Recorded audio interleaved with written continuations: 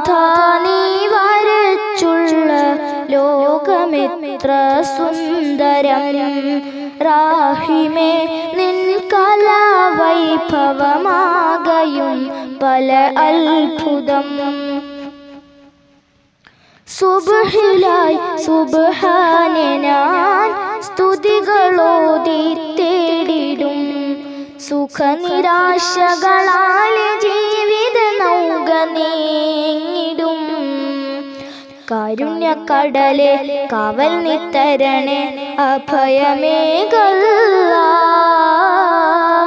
പാപങ്ങളകന്ന് നിന്നെ അറിഞ്ഞ് കഴിയണം അല്ലാ.